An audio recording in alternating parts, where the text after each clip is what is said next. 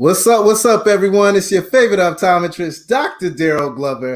Happy Monday, happy Monday, happy Monday. Today I am super excited because I have the man that just knows everyone in the industry. I don't care what background you are, you know this guy or he knows you. Friends and family, I like to welcome one of my colleagues that I really respect and have a lot of love for, Dr. Howard Purcell. Dr. Purcell, how are you doing today? Thank you, sir. I appreciate that kind introduction. Let me tell you, man, you have upped your game. I remember hanging out with you when you guys first started. This is awesome. Thank you. And I'm thrilled. I'm thrilled that you guys are continuing to do your thing and spread the word and get that message out there. And I'm honored to be part of it tonight. Thanks for having me, Darryl. Yeah, man. I'm super excited to hang out with you tonight. And just, a little quick fun fact that folks may not know. Everyone knows that I love transitions. I do a lot of work with Essilor, and the main reason why is because the man that's sitting by me today, he really put me in the right position at the right time and gave me a great opportunity. And I've always been extremely thankful for that. And I just really love what you're doing in the industry to just bring everyone together.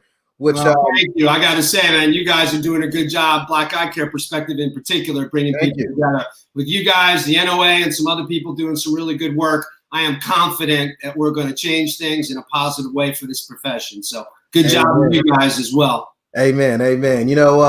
Today I really wanted to bring you on the show because Dr. Purcell, man, you're hot right now. When I say you're hot, you're just buzzing. Your name is buzzing all across the industry, because you are really out here setting an example of what all other schools should be doing and what all eye care professionals should be doing. So I found it only right to bring you on the show to really just talk about what you have going on, because you are making some waves that are really changing the game in eye care from an academia standpoint. We've already known all the stuff you've done in the past with, more of the corporate entity and things of that nature. But today I really want to just kind of dive deep into that in general. But before we get started, man, I really would love for you to just give a background of who you are, because a lot of people may not understand how unique your background is. So if you don't mind just giving us a little overview of who Dr. Howard Purcell actually is. Yeah, thanks, Darryl. I'm happy to do that. And thanks for the opportunity to do that. So, wow. So dating back, joined my dad's private practice, getting out of school. My dad's a NECO grad too. I'm a second gen alum of the college and learned a tremendous amount in the 10 years I spent with my father in private practice. It was truly amazing. And I learned a lot about the business of optometry, and that was incredibly valuable. Nova Southeastern was built during that time, and so I had the pleasure of being involved in the first class there and creating the cornea and contact lens program. I was chief of cornea and contact lenses there for 5 years. So that's the extent of my academic background. The next 25 years I spent in industry, about 13 and a half at Johnson & Johnson, about 10 at Essilor. Just incredible experience, met so many great people, had a chance to learn so much about our profession. And now, wow, hard to say, it's over 2 years now I've been at NECO, and it's just been incredible. And let me say, I appreciate the kind words, by the way, Darryl, but I do have to say, thanks to the good work you are doing, a lot of other people are doing, I'm really pleased and proud of what ASCO is doing as well. The group is really, at every meeting, we're talking about these issues. And I think some of that is thanks to a lot of what you guys are doing. Some of that is, just at the root of a lot of what ASCO is about, to be honest. And I think it's given a little jolt to it, but there's a lot of good things going on, a lot of the schools and colleges. We obviously want to be a big part of that. But I am proud of the ASCO team and what they've been able to do and the focus of attention. A couple great programs as of late, and I know you've been a big part of the big HBCU program that's just incredibly successful. Recently, the Academy put on a fabulous program. I think it was the #1 most attended program in the history of the Academy. Fantastic. You guys would all be really proud of that. That's incredible. And to see that momentum is just really fantastic. But yeah, that's my background, perhaps a little bit unique, but I hope that experience has put me in a good position today to be able to support the changes that I know the entire team at NECO is looking forward to. And I think you've met Angela Abraham now. Angela's fantastic, and she's adding a great deal to her new role with the college. So I'm excited, man. Good things are happening and great support coming from the industry side, which we need. We've talked about this, you and I, before. It's great to set up programs. It's great to do things we need to do. But honestly, when push comes to shove, we need money. We need funding. We need people to step up. And I couldn't be any happier with how that's going so far. People are stepping up. People want to be a part of this, and people who have the resources to help us really make a difference in this. And that excites me. It really does. Yeah. Yeah. And, I wanted to circle back to, something that you mentioned, Black Eye Care Perspective. Essence Johnson is actually tuning in right now on LinkedIn. I want to give a big shout out to her because she was the moderator for Impact HBCU, which was a phenomenal event.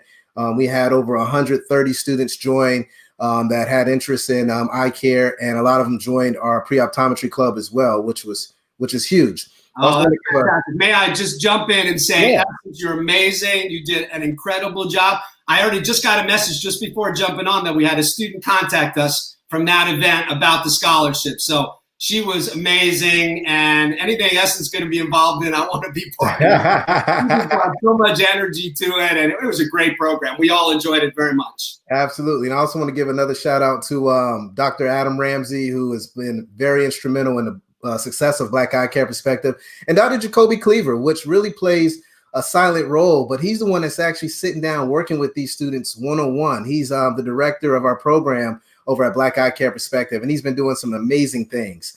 But it looks like you're getting a lot of love here, man. We're getting love all across the board. Thank you, everybody, for that love. They didn't have to do that. That's nice. I didn't force anybody to do that.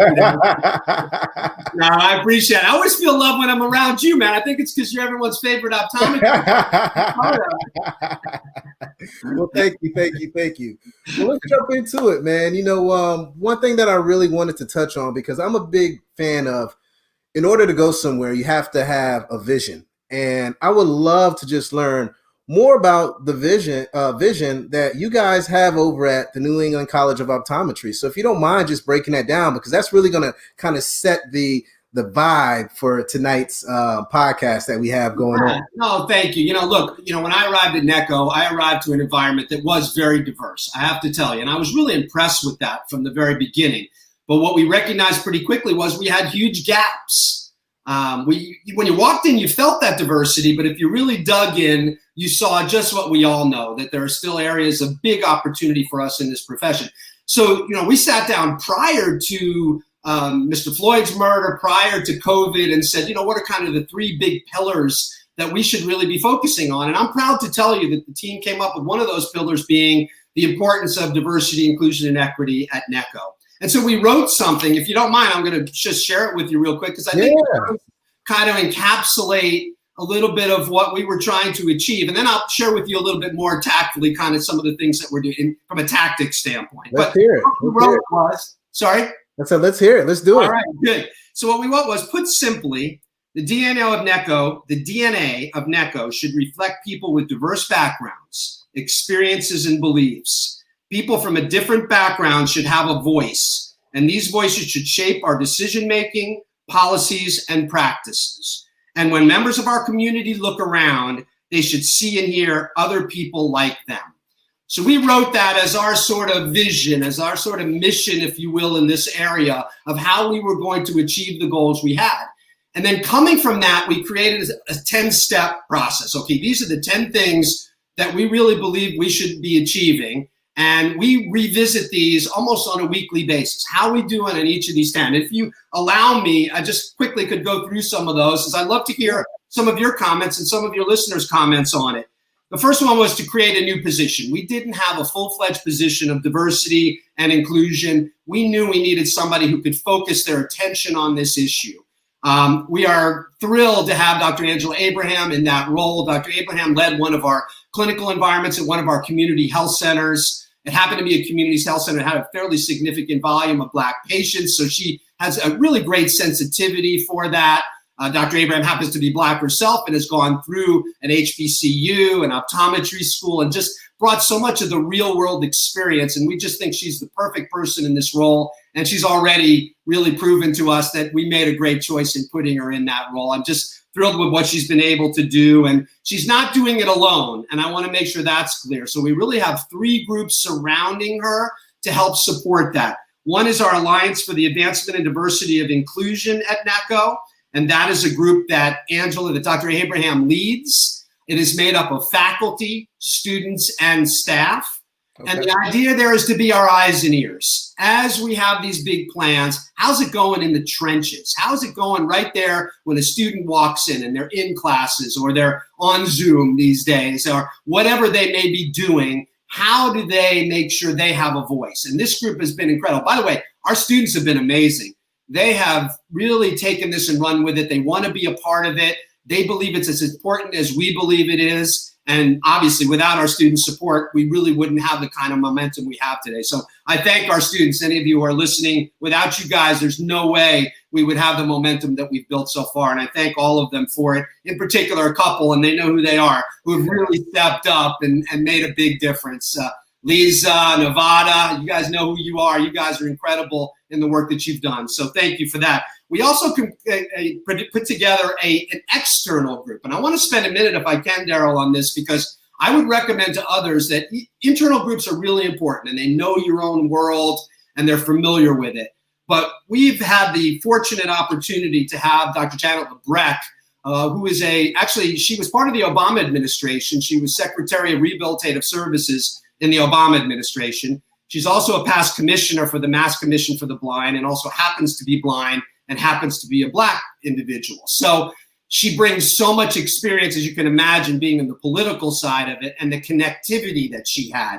So we have brought her in and she has put together this absolutely amazing group with the purpose, by the way, of saying, there's been people been doing what we're trying to do for a very long time. How do we tap into some of that knowledge? It doesn't have to come from optometry. Let's go outside. So let me just give you an idea. I don't even have to mention the names, but I'll give you some of the credentials. Former IBM Chief Accessibility Officer, Vice President Equity and Inclusion Chief Diversity Officer of the FAA, JP Morgan Chase, Head of the Office of Disability and Inclusion, Mass Commission for the Blind, Director of Policy and Strategy, and finally, the first ever potential blind counselor that we'll have in the city of Boston. I mean, this is just an incredible group of people. We have our first meeting this week. I can't wait to give you an update on how that's going, but I can only imagine what we're going to be able to learn from this group. And it was a real goal we had. We never imagined, honestly, that we would get the kind of caliber people that Dr. Lebrecht's been able to bring. But she's just amazing. She is energetic. She is passionate about the subject, as you can imagine. Yeah. So much experience in it, and she brings that experience and know-how to us. It's just invaluable, as you can imagine. So that was sort of the third thing. The fourth was to make sure, and this was a critical one, that we provided vehicles for feedback. It's not always easy to just step up and come to knock on the president's door or come to ask for a meeting with the president. Say, I want to tell you about this going on that. It's not always easy for everyone to do that. There are some who do, by the way, and I appreciate that, but not everybody's comfortable with that. So we created a hotline, an info box, and a website. Basically, we're going old school info box. We just created a box. You want to tell us something? Write a note on a piece of paper, stick it in that box. It's at all of our locations. And people are taking advantage of it. You don't want to necessarily tell us who you are, whatever. You feel like you want it to be a little more confidential. We found it, again, it's old school, but you know what? It works. And then we have a website and a hotline. So there are 3 ways that at any point in time, any member of the NECO family, if you want to tell us something, you have something to report, be it great and you want us to keep doing it, or not so great and you want to bring it to our attention, we have created vehicles to do that. We've also created training, which I think is a basic component. We've got to make sure when we're onboarding people and on an annual basis, there is regular training. We are so fortunate to have Gary Chu on our team. Dr. Chu has led some of the education at ASCO and at Academy this past year. He's just an amazing asset, and Dr. Chu, Gary, is helping us tremendously in that area. The next one was public acknowledgement, and I want to spend a minute on this, and I'd love your thoughts on this because it probably has created more feedback than any of these others. My intention, and let me be perfectly clear because I've received some not so positive feedback on this one here and there. Hey buddy, how's it going? So our intention was. So this you guys, this is a live stream, and this is what we have to deal with live streams. Young ones coming in. Future optometrists right here. Increasing the College of Optometry, buddy. That's where you're going to go. Austin's a great place to be. So anyway, when you walk into NECO, we are a 125-year-old institution. And when you walk into NECO, you see these beautiful portraits on the wall. And we are very proud of our history. But all of those portraits represented white, older men. And our history is so much more diverse than that. Our history includes so many women who've contributed, people of color who've contributed. And we felt it was really important to demonstrate that diversity. Let me be clear, though, to those who have sent me some not so kind notes. We are not removing any of the portraits that we have at the college. What we wanted to do was add to it and show the diversity of the people who've contributed. Dr. Lampert, an amazing guy, graduated in the early 50s, became a senator and he was first in the House, then in the Senate in Virginia. Someone we're incredibly proud of. And we want to put Dr. Lampert up on the wall too, to show that there are more than just particular individuals who've contributed to our college. We are very diverse. We have several women that we've recognized. The past president, or the current president, just outgoing president of the Academy, Barb Caffery. Barb has contributed to the college in so many different ways in the profession. We want to recognize Barb. But the feedback I got was, for some reason, people started tying it to the statues that were being taken down and that I believe these people were racists. And that's why I'm taking them off the wall. I got to tell you, my friend, I was blown away by it. People didn't even want to listen to me when I would explain it. And actually some people, and these are people and that your listeners know, wouldn't even give me an opportunity, wouldn't even give me the courtesy of talking to me, told me I'm an idiot, told people we need a new president at NECO, but wouldn't even give me the opportunity to explain at least. Give me a chance to tell you what I'm doing. Then if you don't like it, I'm good with it. But at least let me explain to you. And they didn't have accurate information, so it was extremely frustrating. Let me just say for the record, we believe all those portraits on the wall are great people who've contributed to the college in an amazing way. But the reality is we're more than that. We're so much more diverse. We have more women at NECO than any school in the country. How dare us not recognize the contribution that women have made to NECO? Right. We have people of color who have contributed to NECO and made it what it is today. I believe they deserve to be recognized. And I'm not going to be deterred by people who just are tying it together with something that is completely unrelated. So I hope some of those folks are listening and now at least have a chance to explain it. Because I will tell you, any of the negative feedback, and I've gotten some negative feedback over these past few months, and I don't have to tell you. I know. Yeah, we're going to cover all that this evening. All right. Well, let me finish real quick then. The last couple. So that before I make that point about the public acknowledgement of diversity, it's gotten the most feedback of any of them. We're going to set goals for ourselves, and Black Eye Care Perspective helped us with that. We needed to have a target. We don't just say we're going to improve.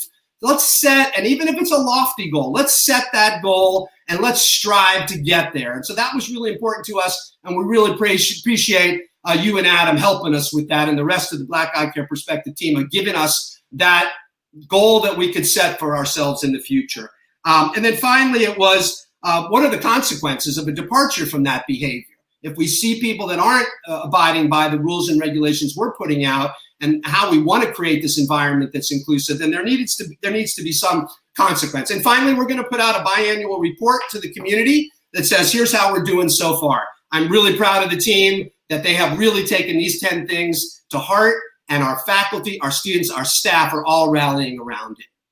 I love everything that you stated, and there's a few things that I wanted to kind of deconstruct a little bit more, but actually just, give my praise to. Number one, having out of the box thinking, bringing people in from outside of the industry into our industry and getting their perspective is huge. A lot of times us as eye care professionals, we only look at the immediate surrounding. We never think outside of the box. And a lot of times in order for us to grow, we have to think outside of the box. So to be able to bring those folks from IBM and those other big organizations, that makes a world of difference in regards to trying to make a change, simply because they're going to come in with a different lens and be able to see things completely differently and really make a change and impact in our industry. So I just wanted to say kudos to that, because I think that is a game changer. And I think all companies, all schools, all private practices should always look outside of the box. That way we can take patient care to the next level. And let me just say one more time, kudos to Janet Lebrecht. Without her, we would have never been able to put together this incredible team. And I'm hoping the whole industry can learn from these great people. Yeah. So maybe you'll have me back at some point after we've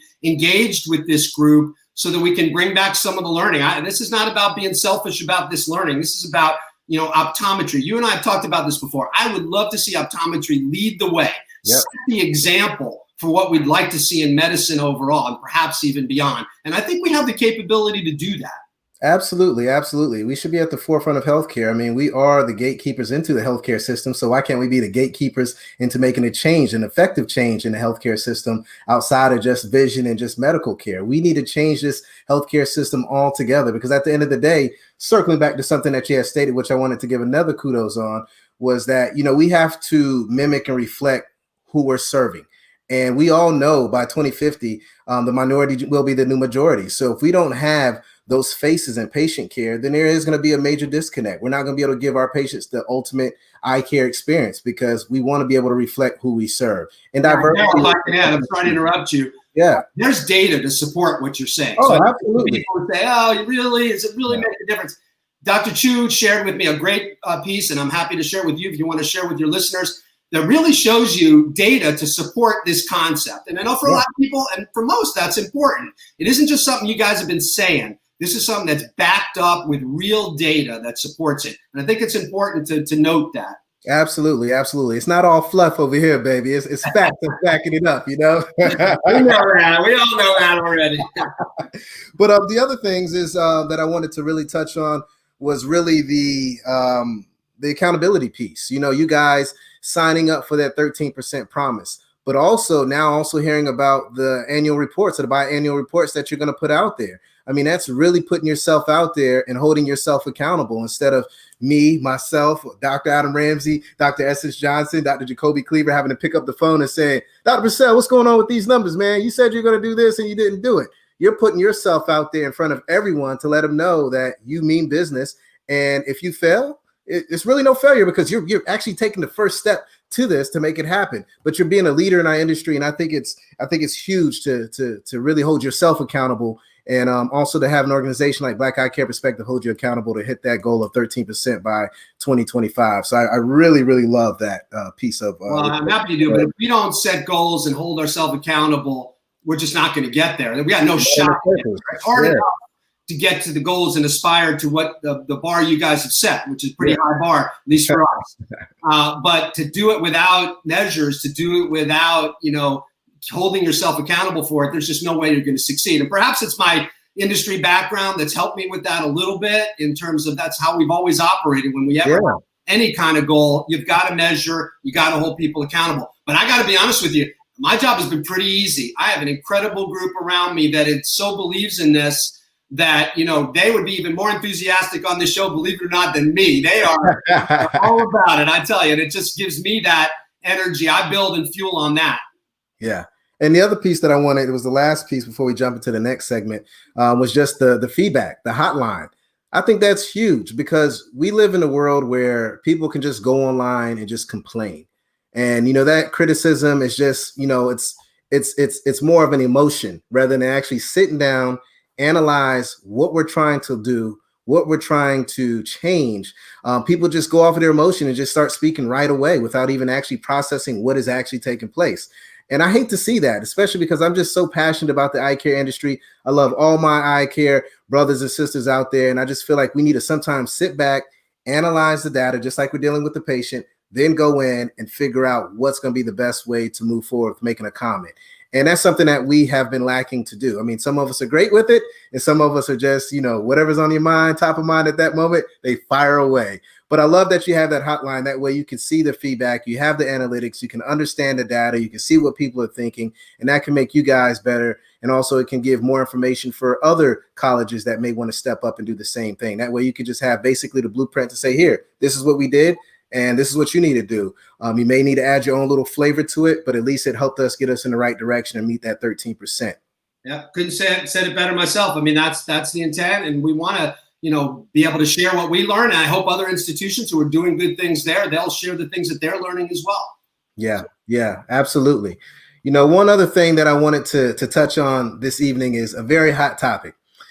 $440,000. Woo, man, that's a lot of money. It got a lot of people upset and a lot of people happy. You're right about that, my friend. Let's really touch on this. Now, for those that may be unaware of this amount of money that I'm touching on, this is something known as the Warby Parker Scholarship.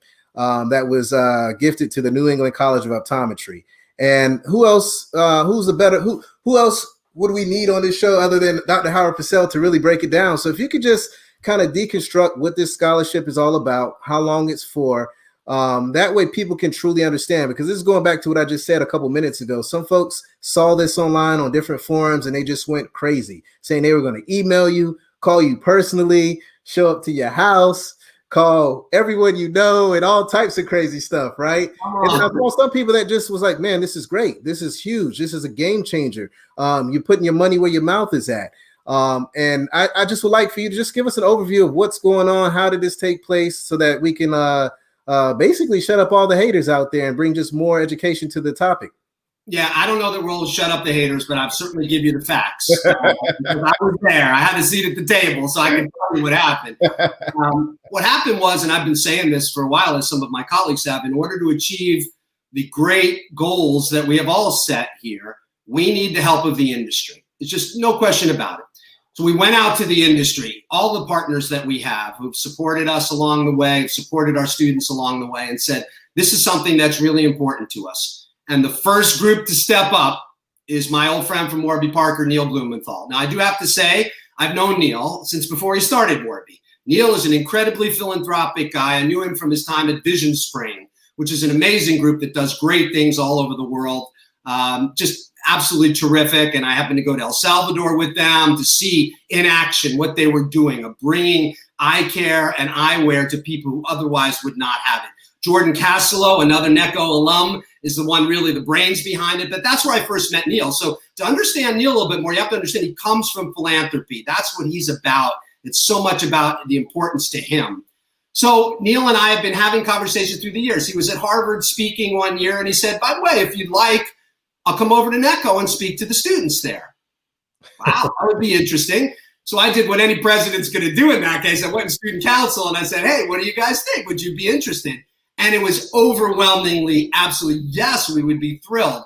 So we brought Neil to the college. We could not have put another person in the room. I mean, literally people are sitting in the stairwell, pre-COVID. I will just, and you know what was so clear, and then I'll get to the scholarship, I promise, but I think this is relevant to the emotions people are feeling. What became incredibly clear was, number one, he's incredibly philanthropic. They had, at that point, had given away their 5 millionth pair of glasses. They work with the New York school systems, the Boston school systems, just doing some wonderful work, right? So that was totally clear. He is so smart when it comes to the business side and really created a model that clearly has been successful. They were just, recently, we just learned recently that they were valued at about a $3 billion business right at this point. So he's doing some things that are addressing a need in the market. There's no question. What also was clear, though, we didn't have a great understanding of optometry. And so we had a great dialogue. The students asked fantastic questions. And post that, Neil was asking a lot of questions. He hired Pratil Lau, who's an amazing guy who's running the optometry side. And they are putting full exam lanes right now already in 50% of their offices, soon to be more of them. So what they've done is they've moved away from investing in this online refraction. They still have it. I acknowledge that. But their investments have been now in building full exam lanes, doing comprehensive eye exams. If you think 10 years ago when Warby Parker started, to even have imagined they would have been doing that would have been beyond anybody's realm of imagination. But through Jordan's influence, through the smarts that Neil has, through the people he's surrounding himself with, and I hope even from a little bit from NECO, he has recognized that's a better way to go. We have a seat at the table. We have a chance to influence and talk to him. The opposite, it could have been, you know what, Neil, I don't like what you're doing. Get out of here. I don't even want to talk to you. That's not the way we're going to make progress. So for colleagues who have really beat me down over this, and let me just say, backing up, I got 250 positive messages when this happened. I got 4 maybe nasty grams, I'll never donate another $1 to the college, or, how dare I do such a terrible thing, which I couldn't really understand what the terrible thing was, but there are people who are emotional. We live in a very partisan world at the moment, and there are people who are very scattered, and they bring the politics into this. But bottom line was so much more positive than negative. And I want to say one more thing. I did read every single comment that was made on ODs on Facebook. Alan Glazer's an alum of NECO. I love him. He's been incredibly valuable. He's now on our board. He's an incredible guy. And I love what he's done with ODs on Facebook to provide a vehicle where we can all share how we feel. I support that 100%. The only thing in my heart I felt a little bad about is my students and my faculty and some of my friends were on there trying to defend us. And I appreciate it, but I felt bad about it that they were put in that position. On the other side, it did make me smile a little bit to see them stepping up because my constituency is our students, buddy. I mean, that's who I answer to in the end. And they are all about it and think it's great. Bottom line, to address your question, though, I promise I'll get to that part. So this is a 4-year full tuition scholarship for 2 Black students. I mean, this is amazing. We are going to go to Harvard undergrad and recruit there. We're going to go to HBCUs and recruit there. We're going to go to those students who thought maybe medical school was where they wanted to go. We're going to show them why optometry school is an incredible choice. We are going to get amazing students like NECO always does. We have an incredible admissions team who continues to bring us amazing students. But we are going to get the best of the best to take advantage of this opportunity. And I hope more industry partners will step up and do this because the overarching message has been positive about this. I get it that not everybody likes Warby, but look at how they've adapted and changed, and keep that in mind when you choose to either say, get out of here, I don't want to talk to you, or, you know what, let's sit at a table, let's find common ground, let's see how we can bridge. Yes. 2 Black students would not benefit from that scholarship at NECO had we not done that. I am absolutely convinced of it, and I salute, yes, my friend. People have been critical of me calling Neil my friend. He is my friend. We don't always agree with everything our friends do, but he is my friend, and he has been incredibly generous and stepped up and really put his money where his mouth is, not only just on our scholarship, but look at what else Warby's doing. I give him a lot of credit for it. And by the way, let me add, there are other great companies in our industry doing really good things as well. I love what Lux is doing. I love what HEA is doing. I love what My Eye Doctor is doing. I mean, so many groups out there doing great things. So I don't want to suggest Warby's the only one, but I love it that they put their money up there. They did what we think is critically important. And if people are going to be upset with it, then I welcome it. Last thing I want to tell you is a lot of people said, I'm going to be waiting at his door. I'm going to call him. And for all the people who contacted me, I said, anytime, I am happy to talk to you.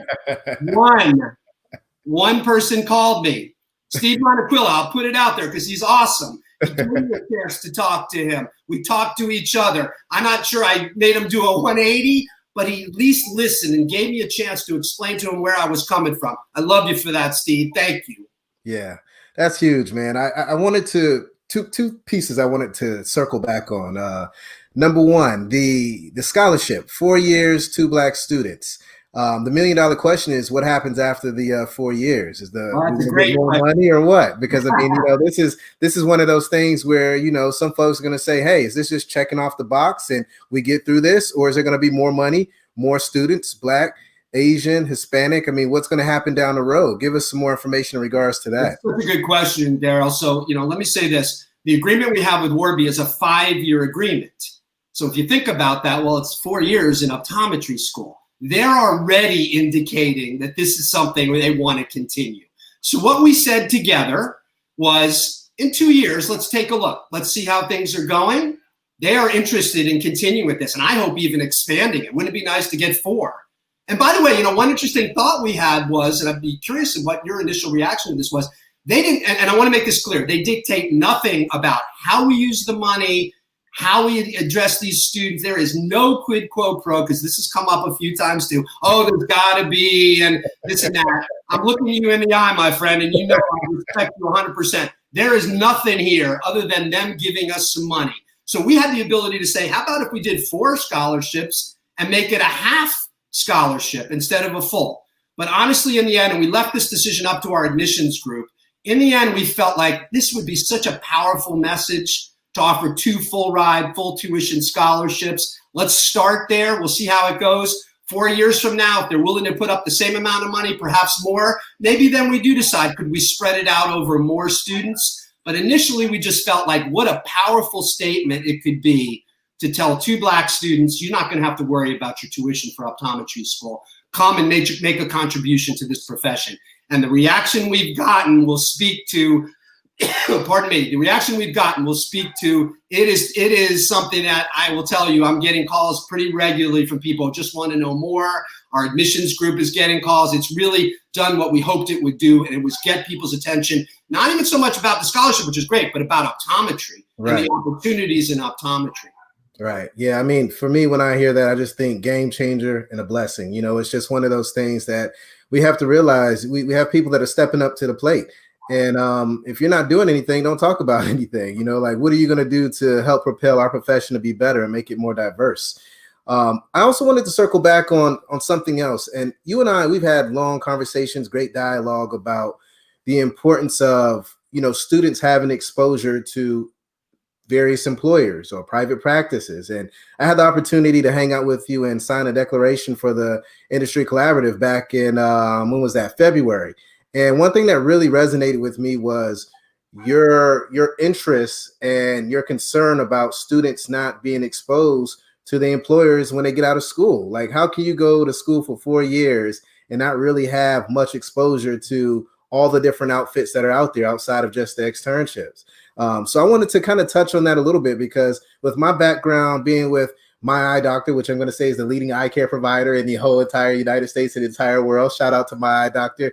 Well, I'll tell you what, incredible job. Artists, those guys, what a man. They're doing an incredible job, man. And we're really changing the game. We got a lot of good things coming up, and the industry should watch out, because we're really going to make a big splash.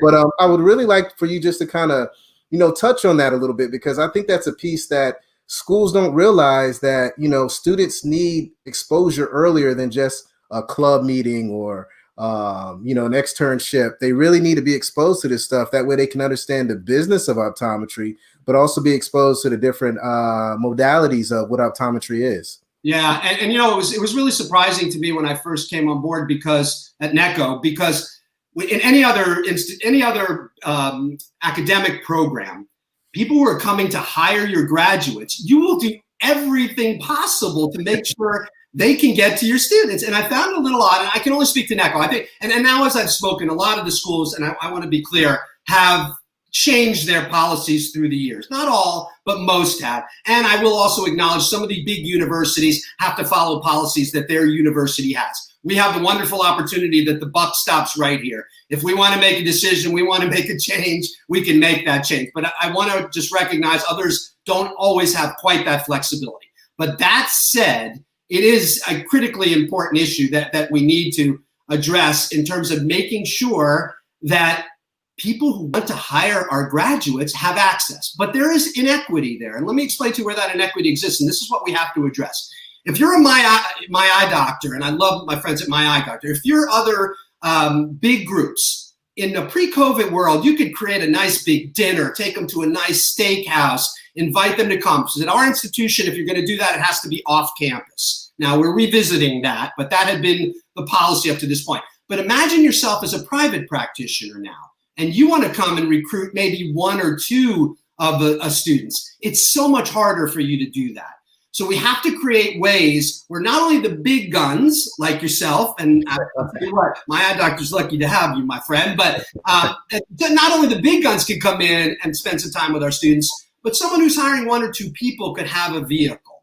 So we want to make sure everybody has a chance. Our students we have to trust that our students are smart people. They're going to ask great questions. By the way, the example I gave you with Neil, they asked him great questions. I was, no inhibitions at all. Hey, tell me about this. I heard about that, and I love it. And it makes me smile to see that. But anyway, we have to make it easier for these groups to come in and engage with our students. That doesn't mean they're coming in and influencing our curriculum. That doesn't mean they're coming in and offering some quid quo pro here. It means letting them know their options. Now, and I want to be honest with you and tell you, I've had a couple of senior colleagues, alums, who come in and say, I don't think you should be exposing them to anything but private practice. You know what? In a perfect world, Darryl, that would be lovely. It's just not realistic today. And I love the work that people like your group are doing, and Vision Source is doing, and iDoc is doing, where they aggregate practices. It's wonderful, and I hope that will continue. So anybody who wants to be in a so-called private practice, which, by the way, I'm throwing at you. Define for me what private practice is. I think we still have to figure that out. What is private practice today versus kind of what it was in the past? But I want everyone to have the opportunity to practice the way they want to. But what we have to understand is different people want to practice differently, and that's okay. Yeah. We shouldn't be so negative, my humble opinion, about someone choosing a different path for themselves. That's one of the wonderful things about optometry. No two of us practice it the same.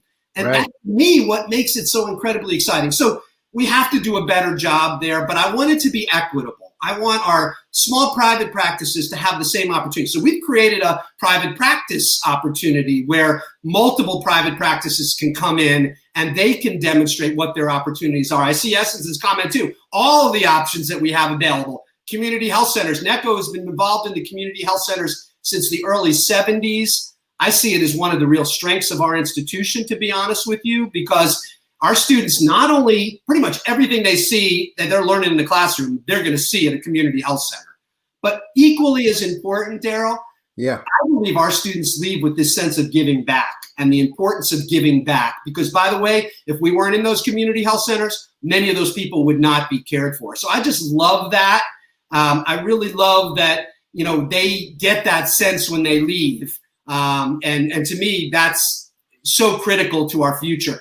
All of you, and I see you do it. I see Adam does it. I see other people doing it. You guys give back. You see how great optometry has been to you, and you understand the importance of giving back. I'd like to think our students see that too. And so we want to make sure they're exposed to all the options. And I know not everybody agrees with that, but as long as I'm in charge at NECO, that's how it's going to be. Awesome. I love it. Well, I don't want to hold you up. I could talk to you all day, man. I always enjoy it, Darryl. I thank everybody for the really nice comments. I saw Jeff Soncino there. Jeff's been amazing. He's an alum at NECO. Thank you, Jeff, for continuing to support the things we're doing. When Jeff speaks up, a lot of people listen, and I really appreciate his support. So thank you, buddy. I see you out there. Yeah, he's doing some great things in the eye care industry, and I'm looking forward to seeing what else he's going to pull out his bag of tricks next.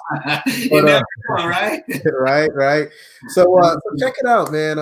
You have a big voice in eye care. I mean, it's no doubt you're a leader. I mean, just the things that you've done at New England College of Optometry, and with your background of being industry and academia, you have a lot of connections. You've seen a lot, and you bring a different dynamic. Are you saying I'm old? Is that what you're saying? I mean, you said it, man. But hey, yeah, we can rock with that.